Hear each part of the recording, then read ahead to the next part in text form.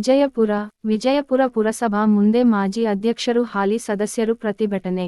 ಪುರಸಭೆ ಅಧಿಕಾರಿಗಳ ನಿರ್ಲಕ್ಷ್ಯತನದಿಂದ 6 ತಿಂಗಳಾದರೂ ಖಾತೆಗಳ ವಿಲೇವಾರಿ ಆಗದೆ ಅಧಿಕಾರಿಗಳ ನಿರ್ಲಕ್ಷ್ಯತನಕ್ಕೆ ಆಕ್ರೋಶ ವ್ಯಕ್ತಪಡಿಸಿದ ಮಾಜಿ ಅಧ್ಯಕ್ಷ ಹಾಲಿ ಸದಸ್ಯರಾದ ಎಂ.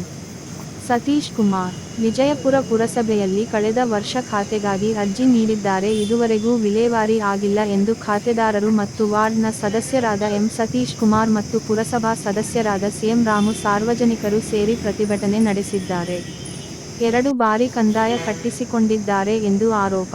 ಇದೇ ಸಂದರ್ಭದಲ್ಲಿ ವಿಜಯಪುರ ಪಟ್ಟಣದ ವಾಸಿ 74 ವರ್ಷದ ವೃದ್ಧೆ ಲಲಿತಮ್ಮ ಮಾತನಾಡಿ, ಕಳೆದ 6 ತಿಂಗಳದಿಂದ ಖಾತೆ ಬದಲಾವಣೆಗೆ ಹೋರಾಡುತ್ತಿದ್ದು ಇಂದು ನಾಳೆ ಇಂದು ಸೊಬಗು ಹೇಳುತ್ತಿದ್ದಾರೆ. ನನಗೆ ಗಂಡ ಇಲ್ಲ, ಗಂಡ ಸತ್ತು ವರ್ಷವಾದರೂ ನನ್ನ ಮಗ ಮತ್ತು ಮಗಳಿಗೆ ಖಾತೆ ಬದಲಾವಣೆಗೆ ದಾನ ಪತ್ರ ಮಾಡಿರುತ್ತೇನೆ, ಆದರೂ ಸಹ ಇಲ್ಲಿ ಪುರಸಭೆಯಲ್ಲಿ ಖಾತೆ ಮಾಡಿಕೊಡಲು ತಿರುಗಾಡುತ್ತಿದ್ದಾರೆ ಎಂದು ಆರೋಪಿಸಿದರು. ಇದೇ ಸಂದರ್ಭದಲ್ಲಿ ಅಂಬೇಡ್ಕರ್ ರಕ್ಷಣಾ ಸಮಿತಿಯ ರಾಜ್ಯಾಧ್ಯಕ್ಷ ಶ್ರೀನಿವಾಸ್ ಮಾತನಾಡಿ, ವಿಜಯಪುರ ಪುರಸಭೆಯಲ್ಲಿ ಭೂಗಳ್ಳರಿಗೆ ಖಾತೆಗಳು ಮಾಡಿಕೊಡುತ್ತಾರೆ, ಸಾರ್ವಜನಿಕರಿಗೆ ಕಂದಾಯ ಕಟ್ಟಿದರೂ ಸಹ 6 ತಿಂಗಳಾದರೂ ಕಲಿಸುತ್ತಾರೆ, ಇಂತಹ ಅಧಿಕಾರಿಗಳ ವಿರುದ್ಧ ಸೂಕ್ತ ಕ್ರಮ ಕೈಗೊಳ್ಳಬೇಕೆಂದು ಒತ್ತಾಯಿಸಿದರು.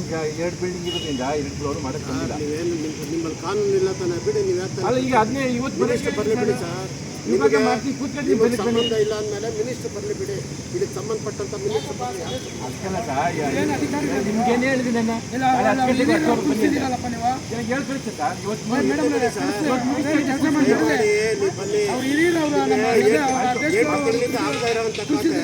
ಟ್ಯಾಕ್ಸ್ ಕಟ್ಟಿ ಅಂತ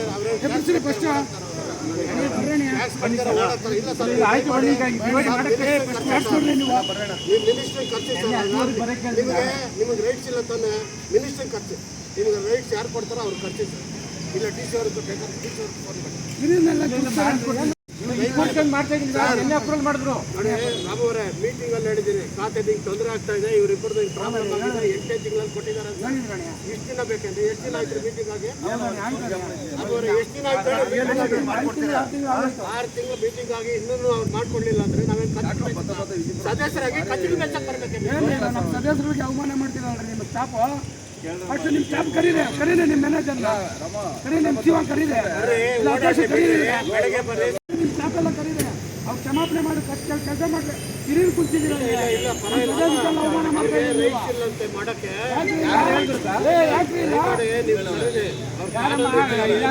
ಸ್ಟಾಫ್ ಎಲ್ಲ ಕೆಲಸ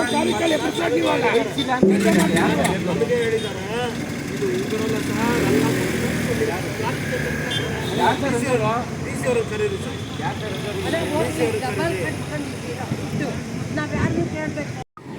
ಹೋದ ವರ್ಷ ದುಡ್ಡು ಕಟ್ಟಿರೋದು ಎಂಟ್ರಿ ಮಾಡಿಲ್ಲ, ರಸೀದಿಗೆ ಸಿಕ್ತ ಪರವಾಗಿಲ್ಲ, 20,000 ರೂಪಾಯಿ ಪೆನಾಲ್ಟಿ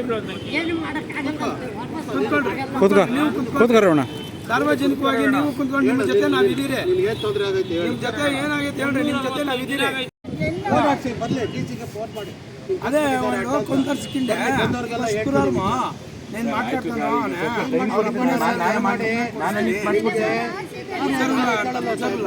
ಮಾಡಿಸ್ಕೊಡ್ತೀನಿ ಬನ್ನಿ ಸರ್.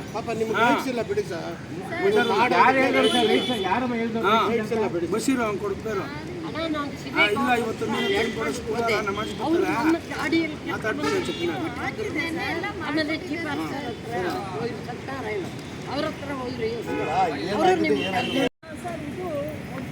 ನೂರು ಕೊಡ್ತೀನಮ್ಮ, ಇದು 100 ಕೊಡ್ತೀನಿ ನಿಮ್ಗೆ. ಅದೇ ಇದನ್ನ ಮಾಡಕ್ಕೆ ನಿಮ್ಗೆ ರೈಟ್ಸ್ ಇಲ್ಲ ತಾನೆ, ಬಿಡಿ. ರೈಟ್ಸ್ ಇರೋದು ರೈಟ್ಸ್ ಇಲ್ಲ ಅಂತ ಅವ್ರಿಗೆ ಹೇಳಿದ್ರೆ ಅವ್ರ ರೈಟ್ಸ್ ಇಲ್ಲ ಅಂತ ಕಾನೂನು ನಾನು ಮಾಡಿದ್ದೀನಿ. ಮೊನ್ನೆ ಬಿಲ್ಡಿಂಗ್ ಮಾಡಿ ಅಪ್ರೂವಲ್ ಮಾಡಿಸಿದ್ದೀನಿ ಹೇಳ್ರಿ. ನೆನ್ನೆ ಬರಕ್ಕೆ ಹೇಳಿದ್ದೀನಿ 10ವರೆಗೆ ವಿಭಾಗ ಮಾಡ್ಕೊಡ್ತೀನಿ ನಾನು ಅಂತ ಹೇಳಿದ್ದೆ ಸರ್. ನೆನ್ನೆ 9 ತಿಂಗಳಲ್ಲಿ ಕೊಟ್ಟಿದ್ದಾರೆ. ಇದೆಷ್ಟೇ ತಿಂಗಳು ಸರ್? ಯಾಕೆ ಓಡಾಡ್ತೀರಿ ಸರ್? ಸರ್ ನೋಡಿ ಸರ್, ಟ್ಯಾಕ್ಸ್ ಏನಾರು ಡ್ಯೂ ಇದ್ದಾರೆ ಅವರು, ಮತ್ತೆ ಟ್ಯಾಕ್ಸ್ ಡ್ಯೂ ಇಲ್ಲ ಅಂದಮೇಲೆ ಯಾಕೆ ಅವ್ರ ಕೆಲಸ ಓಡಾಡ್ತೀರಿ? ಅಳಿಸ್ಬೇಡ್ರಿ ಅಧಿಕಾರಿಗಳೇ. ಒಬ್ಬ ಸದಸ್ಯರ ಮೀಟಿಂಗ್ ಅಲ್ಲಿ ಏನ್ರಿ ಖಾತೆ ಕರೆಕ್ಟಾಗಿ ಟ್ಯಾಕ್ಸ್ ಕಟ್ಟಿರೋ ಖಾತೆಗೆ ಓಡಾಡ್ತಾ ಇದ್ದೀರಿ ಅಂದ್ರೆ ಏನು ಉತ್ತರ ಹೇಳಿದ್ರೆ, ಸರ್ ಇನ್ನು 2 ದಿನದಲ್ಲಿ ಮಾಡಿಸ್ಕೊಡ್ತೀನಿ ಅಂತಂದ್ರೆ ನೀವು ಇರ್ಲಿಲ್ಲ ತಾನೆ? ಹೋಗಿ ಹಂಗಾದ್ರೆ ನೀವು ಬರೋಣ. ಸರ್ ನಮ್ದು ಅಂತ ಮಾಡಬೇಡಿ ಸರ್, ದಯಮಾಡಿ. ಇದು ಸಾರ್ವಜನಿಕ ಅಮ್ಮ ಅವ್ರು ಗೊತ್ತಮ್ಮ, ಅವರು ಯಾಕಂದ್ರೆ ಇಲ್ಲಿ ಸುಮಾರು ವರ್ಷದಿಂದ ಇದ್ದಾರೆ, ದೊಡ್ಡವ್ರು ಯಾರು ಚಿಕ್ಕವ್ರು ಯಾರು ಅಂತ ಗೊತ್ತು ಅವ್ರಿಗೆ. ಆಮೇಲೆ ನಿಮ್ಮ ವಯಸ್ಸು ನೋಡಿದ್ರೆ ನಮ್ಮ ತಾಯಿಗಿಂತ ನಮ್ಮ ಅಜ್ಜಿ ವಯಸ್ಸು, ನಿಮ್ಮನ್ನ ನಿಲ್ಲಿಸ್ತಾರೆ, ಅಲ್ಲಿ ಕೂತಿರ್ಸ್ತಾರೆ, ಓಡಾಡಿಸ್ತಾರೆ 8ನೇ ತಿಂಗಳಿಂದ ಅಂದ್ರೆ ಏನಕ್ಕಮ್ಮ ಈ ಬಂದ್ರು ಪುರಸಭೆ ಏನಕ್ಕೆ ಬೇಕಿದೆ? ತಗೊಂಡು ಅಪ್ರೂವಲ್ ಮಾಡಿ ಗಾಡಿಗೆ ಬಿಟ್ಬಿಟ್ಟು ಶ್ರೀನಿವಾಸರಿಗೆ ಹೇಳ್ಬಿಟ್ಟು ಸರ್ ಈಗ 8ನೇ ತಿಂಗಳಲ್ಲಿ ಅವ್ರು ಅರ್ಜಿ ಕೊಟ್ಟಿರೋದು. ಯಾಕೆ ಸರ್ ಓಡಾಡಿಸ್ತಾ ಇದ್ದಾರೆ? ಮೀಟಿಂಗ್ ಆಗಿ 6 ತಿಂಗಳಿಂದ ನೋಡಿ ಸರ್, ನಿಮ್ಮದು ನಾನು ಮಾತಾಡ್ತಾ ಇಲ್ಲ. ಯಾರು ಓಡಾಡಿಸ್ತಾ ಇದ್ದಾರೆ ಕರೆಸಿ, ಅವ್ರು ಟಿ ಸಿ ಅವರೇ ಬರಲಿ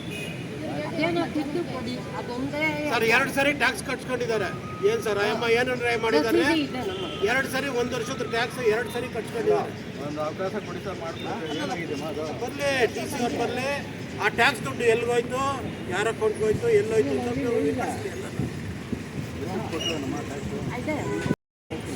ಮೀಟಿಂಗಲ್ಲಿ ನಾನು ನೋಡಿ ಸರ್, ಮೀಟಿಂಗಲ್ಲಿ ಸೂಕ್ಷ್ಮವಾಗಿ ಹೇಳಿದೆ, ನೋಡಿ ಸರ್ ಹಿಂಗಾಗಿದೆ, ದಯಮಾಡಿ ಇದನ್ನು ಸರಿಪಡಿಸ್ಕೊಳ್ಳಿ, ಇಲ್ಲಿ ಅವ್ರಿಗೆ ಅನುಕೂಲ ಮಾಡಿಕೊಡಿ, ಇನ್ನೇನು ಅವ್ರೇನೋ ಟ್ಯಾಕ್ಸ್ ಡ್ಯೂ ಇದ್ರೆ ತೋರಿಸಿ. ಮೀಟಿಂಗಲ್ಲಿ ಚರ್ಚೆ ಮಾಡಿರೋದು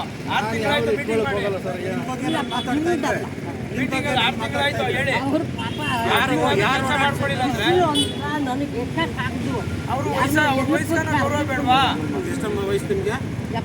74 ವರ್ಷ. ಅವ್ರನ್ನ ಸೀನಿಯರ್ ಸಿಟಿಸನ್ನ ಓಡಾಡಿಸಿ ಅಲ್ಲಿ ನಿಲ್ಲಿಸಿ ಕೆಲಸ ಕೊಡ್ತೀರಿ ಅಂದರೆ ಇನ್ನು ಸಾಮಾನ್ಯ ಜನ ಕೆಲಸ ಏನು ಮಾಡಿಕೊಡ್ತೀರಿ?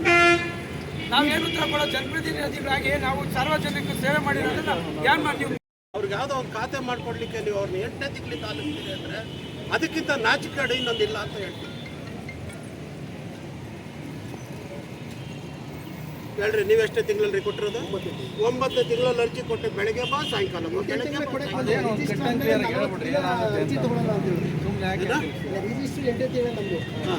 ವಿಭಾಗ ಪತ್ರ ಆಗಿದೆ. 6ನೇ ದಿನನೇ ಬಂದು ಅರ್ಜಿ ಕೊಡಕ್ಕೆ ಬಂದರೆ 40 ದಿನ ಕಳೀತಕ್ಕೆ ಅರ್ಜಿ ತಗೊಳ್ಳಲ್ಲ ಅಂತ ರಿಜೆಕ್ಟ್ ಮಾಡಿದ್ರು. 40 ದಿನ ಕಾನೂನು ಹೇಳಿ ಸರ್. ಈಗ ಅರ್ಜಿ ತಗೊಳ್ಳಲ್ಲ, ಒಂದು ಅರ್ಜಿ ಇಸ್ಕೊಂಬಿಡಿ ಸರ್. ಅದೇನಾಗಿದೆ ಅಂದ್ರೆ ಮ್ಯೂಟೇಷನ್ ಆಗಲಿ ಸರ್. ನೀವು ಇವಾಗ ಏನು ಹೇಳ್ತಾ ಇದ್ದೀರಿ? 40 ದಿನ ಏನಕ್ಕ ನಮ್ಮ ಸೇವೆ ಮಾಡಲಿ ಅಂತ. ಅವ್ರಿಗೆ ನಾವು ಸೇವೆ ಮಾಡಿದ್ರೆ ನಮ್ಗೆ ಸ್ಥಾನಗಳಿಗೆ ಬೆಲೆ ಏನೋ. ಬರ್ಲಿ, ಈಗ ಡಿ ಸಿ ಅವರೇ ಬರಲಿ, ಕಾನೂನು ಮಂತ್ರಿ ಬರಲಿ, ಸೌಕರ್ಯ ಮಾಡ್ಕೊಟ್ಟಿದ್ದೀರಿ ನೋಡ್ಲಿ. ಅವರು ಪುರಸಭೆ ಒಳಗೆ ಅಧಿಕಾರಿಗಳಿಗೆ ಕೊಡ್ತಾ ಇದೆ ಅಂತ ಹೇಳಿ ನಾವು ಇದೆ ನಿಮ್ಗೇನಿದ್ರೆ ಹೇಳ್ರಿ. ಡಬಲ್ ಟ್ಯಾಕ್ಸ್ ಕಟ್ಸ್ಕೊಂಡಿದ್ದೀರಲ್ಲ, ಯಾವ ಕಾನೂನು ಇದೆ ಡಬಲ್ ಟ್ಯಾಕ್ಸ್ ಕಟ್ಕೊಂಡಾಗ?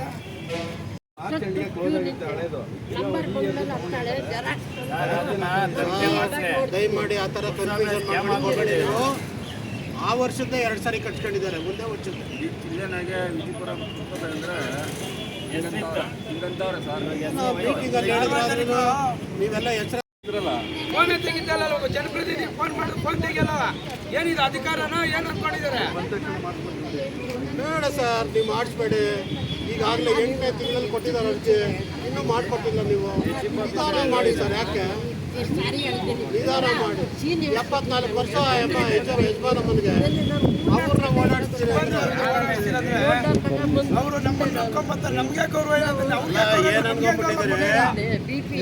ನೀವು ಅಧಿಕಾರಿಗಳು ಏನು ಅನ್ಕೊಂಡ್ಬಿಟ್ಟಿದ್ದೀರಿ? ನಮ್ಮ ಆಳುಗಳು ಇಲ್ಲಿರೋ ವಿಜಯಪುರದಲ್ಲಿ ಇರೋಂಥ ವಾಸ ಮಾಡ್ತಕ್ಕಂಥ ನಾಗರಿಕರು ನಿಮ್ಮ ಆಳುಗಳು ಯಾರು ಅಲ್ಲ. ಇಲ್ಲಿ ಅವರು ಟ್ಯಾಕ್ಸು ಹುಡ್ಕೊಂಡು ಬಂದು ಕಟ್ಟೋಂಥ ಹಣ 8ನೇ ತಿಂಗಳಲ್ಲಿ ನಮ್ಮ ಮನೆಯವ್ರು ತೀರೋದ್ಮೇಲೆ ಅದೇ ಇದಕ್ಕೆ ಅದೇ ನಾವು ದೇವನಹಳ್ಳಿಯಲ್ಲಿ ನಮ್ಮ ಮಗಳಿಗೆ ಅರ್ಧ ಮಗನಿಗೆ ಅರ್ಧ ದಾನ ಪತ್ರ ಮಾಡಿದ್ವಿ. ಅದ್ರದ್ದು ಅವ್ರು ಅಲ್ಲಿ ಮಾಡಿ ಕಳಿಸಿದ್ದಾರೆ. ಇವಾಗ ಇಲ್ಲಿ ಟ್ಯಾಕ್ಸ್ ಎಲ್ಲ ಕಟ್ಟಬೇಕಾದ್ರೆ ಇವ್ರು ಈಸಿ ಕೊಟ್ಟರೆ ತಾನೇ ಈ ಖಾತೆ. ಇದುವರೆಗೂ ನೋಡ್ರಿ ಅಪ್ಲಿಕೇಶನ್ ಮೇಲೆ ಡೇಟ್ಗಳು ನೋಡ್ರಿ, ಈವರೆಗೂ ಎಷ್ಟು ತಿರುಗಾಡ್ತಾವ್ರೆ. ತಿದ್ದುಪಡಿ ಅಂತ ಮಾಡಿಬಿಟ್ಟಿದ್ದಾರೆ. ಅದು ಯಾರಿಂದ ತಪ್ಪಾಯ್ತೋ ಗೊತ್ತಿಲ್ಲ. ಅದು ನಮ್ಮ ಫೈಲ್ ಮೇಲೆ ತಿದ್ದುಪಡಿ ಅಂತ ಮಾಡಿದ್ದಾರೆ. ಮತ್ತೆ ಅದನ್ನ ಯಾರಪ್ಪ ಮಾಡಬೇಕು? ಅಪ್ರೂವಲ್ ಮಾಡೋರು ನಿನ್ನೆ ಮಾಡ್ಕೊಳ್ಳಿ ಸರ್, ನಿಧಾನ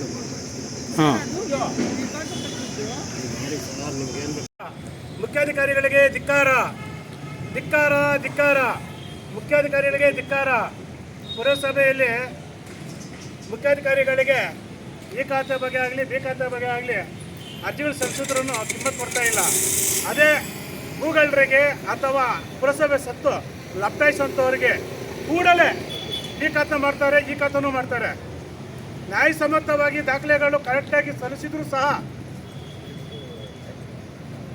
ತಾಯಿಯವರು ನೋಡಿ, ತಾಯಿಯವರು ದಾನಪತ್ರ ವರ್ಗಾವಣೆಗೆ 8ನೇ ತಿಂಗಳು 6ನೇ ತಾರೀಕು 8ನೇ ತಿಂಗಳು 2025ರಲ್ಲಿ ಅರ್ಜಿ ಸಲ್ಲಿಸಿದ್ದಾರೆ. 8 ತಿಂಗಳಾಗಿದೆ. 8 ತಿಂಗಳಿಂದ ಇದುವರೆಗೂ ಆ ತಾಯಿನ ಓಡಾಡ್ತಾ ಇದ್ದಾರೆ, ನಾಳೆ ಬಾ ನಾಡಿದ್ದು ಬಾ ನಾಳೆ ಬಾ ನಾಡಿದ್ದು ಬಾ ಅಂತೇಳಿ. ಆದರೆ ಇದುವರೆಗೂ 8 ತಿಂಗಳಾದ್ರೂ ಇವ್ರ ಹೆಸರಿಗೆ ವರ್ಗಾವಣೆ ಆಗೇ ಇಲ್ಲ. ಪ್ರತಿ ವರ್ಷಕ್ಕೂ ಟ್ಯಾಕ್ಸ್ ಕಟ್ತಾನೇ ಇದ್ದಾರೆ ಇವರು. ಇದೇ ದಾಖಲೆಗಳು ಅಥವಾ ಇನ್ನೇ ಇದರಲ್ಲಿ ಡೂಪ್ಲಿಕೇಟ್ ದಾಖಲೆಗಳು ಸೃಷ್ಟಿ ಮಾಡ್ಕೊಂಡು ಬಂದು ಕೆಲವು ಸದಸ್ಯರು ಇಲ್ಲಿ ಕೊಟ್ಟಿದ್ರೆ ಇವತ್ತು ಕೊಟ್ಟರೆ 3 ದಿವಸದಾಗ ಅವ್ರ ಹೆಸರು ಬೇಕಂತ ಬಂದಿರ್ತಾರೆ. ಆದರೆ ಈ ತಾಯಿ 8 ತಿಂಗಳಾಗಿದ್ರು ಇದುವರೆಗೂ ವರ್ಗಾವಣೆ ಆಗಿಲ್ಲ, ಇವ್ರ ಹೆಸರು ಖಾತೆನೂ ಆಗಿಲ್ಲ ಅಂತ ಹೇಳಿದ್ರೆ ಯಾವ ಮಟ್ಟಿಗೆ ಸರಿ? ಆಮೇಲೆ ಇದು 2ನೇ ಅರ್ಜಿ. ಇದು ಫಸ್ಟ್ ಅರ್ಜಿ 22/11/2024ರಲ್ಲಿ ಕೊಟ್ಟಿರುವಂಥ ದಾಖಲೆಗಳು. 2ನೇ ಸರಿ 6/8/2025 ಕೊಟ್ಟಿದ್ದಾರೆ. 2 ಬಾರಿ ಕೊಟ್ಟಿದ್ದಾರೆ. ಆದರೆ 2 ಸಾರಿ ಕೊಟ್ಟಿದ್ದಾಗಿಂದನೂ ಇದುವರೆಗೂ ಯಾವುದೇ ರೀತಿ ಪುರಸಭೆ ಮುಖ್ಯಾಧಿಕಾರಿ ಬೇಜವಾಬ್ದಾರಿ ನಡೆಸ್ತಿದ್ದಾರೆ. ಇಂಥ ಅಧಿಕಾರಿ ನಮ್ಗೆ ಬೇಕಾ? ಇಂಥ ಪುರಸಭೆಯಲ್ಲಿ ಬೇಕಾಗಿದೆ ನಮಗೆ. ಮೀಟಿಂಗ್ನಲ್ಲಿ ಎಲ್ಲ ಪಾಸ್ ಮಾಡಿದ್ದಾರೆ, ರೆಜುಲೇಷನ್ ಎಲ್ಲ ಪಾಸ್ ಮಾಡಿದ್ರು ಬೇಜವಾಬ್ದಾರಿ ಮಾಡ್ತಾ ಇದ್ದಾರೆ ಪುರಸಭೆ ಮುಖ್ಯಾಧಿಕಾರಿ. ಏನಿದ್ರು ನಕಲಿ ಪುರಸಭೆ ಸದಸ್ಯರು ಬರ್ತಾರಲ್ಲ ದುಡ್ಡು ಮಾಡೋಕ್ಕೆ, ಹಣ ಮಾಡೋಕ್ಕೆ, ನಕಲಿ ದಾಖಲೆಗಳು ಸೃಷ್ಟಿ ಮಾಡ್ಕೊಳಕ್ಕೆ, ಅಂಥವ್ರಿಗೆ ಇಲ್ಲಿ ಪುರಸಭೆಯಲ್ಲಿ ಮಾನ್ಯತೆ ಇದೆ. ಕೆಲಸ ಮಾಡ್ತಾ ಇಲ್ಲ. ಎಲ್ಲ ತಗೊಂಡ್ಬಂದಿದ್ದೀನಿ ನಾನು. ನಿನ್ನೆ ಟ್ಯಾಕ್ಸ್ ಕಟ್ಟಿದ್ರು ಹನುಮಂತಪ್ಪ ಸಿಕ್ಕಿದ್ರು. ಕಟ್ಬಿಟ್ರಿ ಈ ವರ್ಷದಂತೆ ಅಂದರು. ನೋಡ್ರಿ ಈಗ ಕಟ್ಟಿದ್ದೆಲ್ಲ ದುಡ್ಡು ಹಣ 1 ರೂಪಾಯಿ ಬಂದಿಲ್ಲ ನನಗೆ. ಅಣ್ಣ ನಾನು ಬಾಬು ಹತ್ರ ಅಡ್ವಾನ್ಸ್ ದುಡ್ಡು ಎತ್ಕೊಂಡ್ಬಂದೆ.